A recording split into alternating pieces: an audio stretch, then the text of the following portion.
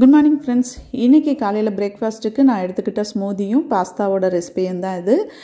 ஸ்மூதிக்கு இப்போ ஸ்ட்ராபெரி ரொம்ப நல்லா கிடைக்கிது, சீசன் நினைக்கிறேன். நல்லா பெரிய பெரிய பழமாக இருக்குது. ஒருவேளை இதுலேயும் ஹைப்ரிட் பண்ணிட்டாங்களா அப்படின்னு தெரியல. 2 பழம் சேர்ந்து ஒட்டி பிறந்த ரெட்டைப்பறவைகள் மாதிரி இருக்குது. நறுக்கும் போதும் எனக்கு என்னமோ அது 2 ஒட்டி, இந்த வாழைப்பழம்லாம் ரெட்டையாக இருக்கும்ல, அந்த மாதிரி தான் இருந்துச்சு. ஸோ அதில் ஒரு 2 பழம் எடுத்துக்கிட்டேன் இன்றைக்கி. அது கூட நல்ல ஒரு கற்பூரவள்ளி வாழைப்பழம் 2 பழம் எடுத்துக்கிட்டேன். அதை நல்லா கழுவிட்டு க்ளீன் பண்ணி நல்லா கட் பண்ணிவிட்டு வாழைப்பழத்தில் 2.25 பழம் எடுத்து ஸ்மூதிக்கு வச்சுட்டேன். மிச்சத்தை குட்டியாக கட் பண்ணி லாஸ்ட்டாக அதில் ஆட் பண்ணிக்கலாம் தனியாக எடுத்து வச்சுட்டேன். இது ரெண்டையும் ஃபஸ்ட்டு எந்த தண்ணி எதுவும் விடாமல் மிக்ஸி ஜாரில் போட்டு லைட்டாக பேஸ்ட் பண்ணி எடுத்துக்கிட்டேன். அதுக்கப்புறமாட்டி நம்ம காய்ச்சின பசும்பால் அதை கொஞ்சம் நான் ஆட் பண்ணிக்கிட்டேன். இதுக்கு முன்னாடியே ஒரு 10 மினிட்ஸுக்கு சியா சீடை ஒரு தண்ணி ஊற்றி நல்லா கொஞ்சம் ஊற வச்சுக்கிட்டேன். அது ஊறி வரும்போது தான் அது அந்த ஜெல்லி லைக் அந்த இது வரும். அது ரொம்ப நல்லதுங்க. இந்த ஸ்மூதி எடுத்துக்கிறது, இந்த காலையில் பிரேக்ஃபாஸ்ட்டு ஃபஸ்ட்டு மீல் ரொம்ப ஹெல்த்தியாக, ப்ரோட்டீன் ரிச்சாக, கால்சியம் ரிச்சாக நம்மளால் எவ்வளோ முடியுமோ அந்த அளவு பார்த்து நம்ம எடுத்துக்கிட்டோம் அப்படின்னா ஹெல்த்துக்கு ரொம்ப நல்லாயிருக்கு. நான் ஏற்கனவே ஷார்ட்ஸ்லாம் சொன்ன மாதிரி கண்டதையும் திங்கிற வயசில் கண்ட நேரத்துலையும் தேடி அலைஞ்சு சாப்பிட்டுட்டு கடைசியில் இப்போ ஹெல்த்துக்கு எது நல்லதுன்னு தேடி அலையிற மாதிரி உடம்பு போயிடுச்சு. இது ஸ்டார்டிங்லேருந்தே நம்ம இந்த மாதிரிலாம் பார்த்து சாப்பிட்ருந்தோம்னா நம்ம இன்றைக்கும் ஹெல்த்தியாக நல்ல உடம்பு ஆரோக்கியமாக இருந்திருப்போம் அப்படின்னு நினைக்கிறேன். சரி, நாட் பேட், இப்போவாவது நம்ம அதை ஃபாலோ பண்ணுவோம் அப்படின்ட்டு நான் இப்போ கொஞ்ச நாளாக இதெல்லாம் ஃபாலோ பண்ணிகிட்ருக்கேன். இப்போ ஒரு வீக்காக நான் ட்ரை ஃப்ரூட்ஸ் நட்ஸு ஸ்மூதி தான் எப்போதும் செய்வேன். இப்போ இந்த ஃப்ரூட் ஸ்மூதியும் செஞ்சு நம்ம ஒரு நாள் விட்டு ஒரு நாள் மாற்றி வேறு பிரேக்ஃபாஸ்ட்டில் நம்ம இன்க்ளூட் பண்ணலாம் அப்படின்னு சொல்லிட்டு நான் பண்ணிகிட்ருக்கேன். ரொம்ப நல்லாயிருக்கு ஃப்ரெண்ட்ஸ். இதை மிக்சியில் அடித்து எடுத்துக்கிட்டு அது கூட நான் ஏற்கனவே ஊற வச்சு அந்த சியா சீடையும் கலந்துட்டேன். 1 ஸ்பூன் 1 கிளாஸுக்கு. இது என்ன ஆஃப் கிளாஸ் தான் இருக்குதுன்னு யோசிக்காதீங்க. இது கூட நான் பாஸ்தாவும் எடுத்துக்க போகிறேன். சப்போஸ் பாஸ்தா இந்த மாதிரி வேறு எந்த டிஷ்ஷும் எடுத்துக்கல, ஒன்லி ஸ்மூதி தான் எடுத்துக்க போகிறோம்னா நம்ம இதை ஃபுல் கிளாஸ் இருக்கிற மாதிரி நம்ம அதுக்கேற்ற மாதிரி பழங்களை ஆட் பண்ணிக்கலாம்.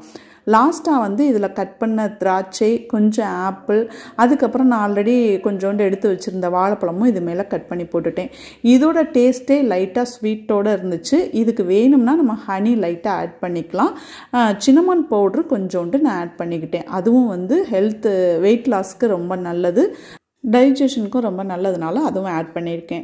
இப்போ பாஸ்தாக்கு நம்ம எப்போதுமே பாஸ்தா நம்ம தனியாக வேக வச்சு அதை ட்ரையாக தான் நம்ம மசாலா பண்ணி அதில் போட்டு அப்படியே பிரட்டி எடுப்போம். பட் இது நான் இன்ஸ்டாவில் பார்த்தேன். இது ரொம்ப நல்லா இருந்துச்சு. ஒரு மாதிரி ஜூஸியாக நம்ம நல்லா எடுத்து சாப்பிட்றதுக்கு நல்லாயிருக்கும். ஸோ அதனால் இந்த ரெசிபி இன்றைக்கி நான் ட்ரை பண்ணேன். வீட்டில் எல்லாருக்கும் பிடிச்சிச்சுங்க.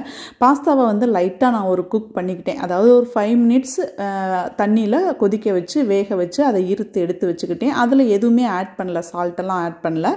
ஒரு குக்கரில் கொஞ்சமாக சீஸ் ஆட் பண்ணி லைட்டாக 1 ஸ்பூன் எண்ணெய் மட்டும் விட்டுட்டு அது கூட பெரிய வெங்காயம், 1 பச்சை மிளகாயை நல்லா பொடியாக நறுக்கி வதக்கிட்டு ஜிஞ்சர் கார்லிக் பேஸ்ட்டு கொஞ்சமாக போட்டேன். நீங்கள் வீட்டில் அரைச்ச பேஸ்ட்டு யூஸ் பண்ணுங்கள். அது கூட 1 தக்காளியை பேஸ்ட் பண்ணி ஆட் பண்ணிவிட்டு கொஞ்சமாக மஞ்சத்தூள், கொஞ்சமாக மிளகாத்தூள், ஏன்னா ஆல்ரெடி நம்ம பச்சை மிளகா ஆட் பண்ணியிருக்கனால அதை மட்டும் ஆட் பண்ணி வதக்கிட்டேன். இந்த கிரேவி உங்கள் வீட்டில் இருந்தால் யூஸ் பண்ணுங்கள். எங்கள் வீட்டில் நேற்று மட்டன் குழம்பு வச்சதில் அந்த கிரேவி கொஞ்சம் இருந்துச்சு. ஸோ அதை ஆட் பண்ணியிருக்கேன். ஃப்ளேவர் செம்மையாக இருக்கும். இருந்துச்சுன்னா மட்டன் கிரேவி இல்லை சிக்கன் கிரேவி எதுனாலும், நான்வெஜ் கிரேவி இருந்துச்சுன்னா ஆட் பண்ணலாம். அப்படி இல்லைன்னா மிளகாத்தூள், கொஞ்சமாக மல்லித்தூள், வீட்டில் இருக்கிற கரம் மசால் தூள் இல்லை மட்டன் மசாலா இது கொஞ்சம் ஆட் பண்ணிவிட்டு உப்பு போட்டு 1 பவுல் தண்ணி எடுத்து அதை நல்லா கொதிக்க விட்டுட்டேங்க. இப்போவே நம்ம உப்பு காரம் டேஸ்ட்லாம் பார்த்துக்கலாம். சரியாக இருந்துச்சுன்னா ஓகே. நம்ம ஏற்கனவே லைட்டாக வேக வச்சுருக்கோம். இந்த பாஸ்தா ரொம்ப நீளமாக இருந்தனால சாப்பிட்றதுக்கு ஒரு மாதிரி இருக்கும்னு நான் சிசர்ஸில் கொஞ்சம் கட் பண்ணி வச்சுக்கிட்டேன். இது வேலை தான், பட் கொஞ்சம் சண்டேனால எனக்கு செய்ய முடிஞ்சிச்சு. அதை எடுத்து இதில் இந்த குக்கரில் உள்ள அந்த கிரேவியில் கொட்டிட்டு நம்ம குக்கர் மூடியை போட்டு 1 விசில் வச்சு எடுத்தங்க. சூப்பராக அப்படி ஒரு மாதிரி ஜூஸியாக வெந்திருந்துச்சு. ரொம்ப ட்ரையாக இல்லாமல், பாஸ்தா பிடிக்காதுன்னு சொல்கிறவங்க கூட வீட்டில் எடுத்து நல்லா சாப்பிடுவாங்க. லாஸ்ட்டாக கொத்தமல்லி தூவி இறக்கிட்டேங்க. இதில் kasuri methi, oregano leaves, chilli flakes இது கூட இருந்துச்சுன்னா நம்ம மேலே ஆட் பண்ணலாம். லாஸ்ட்டாக கொஞ்சம் சீஸ் ரொம்ப பிடிக்குங்கிறவங்க மேலே சீஸ் கூட கொஞ்சம் போட்டுட்டு சாப்பிட்லாம். சீஸ் கெட்டது இல்லைங்க, ரொம்ப நல்லது, குட் ஃபேட்டு. வெயிட் லாஸில் இருக்கிறவங்களும் நம்ம ஃபுட்டில் இடையில நம்ம எடுத்துக்கலாம் அப்படிங்கிறாங்க. ஸோ இதுதாங்க இன்றைக்கி பிரேக்ஃபாஸ்ட். டேஸ்ட்டு சூப்பராக இருந்துச்சு. ட்ரை பண்ணி பாருங்கள்.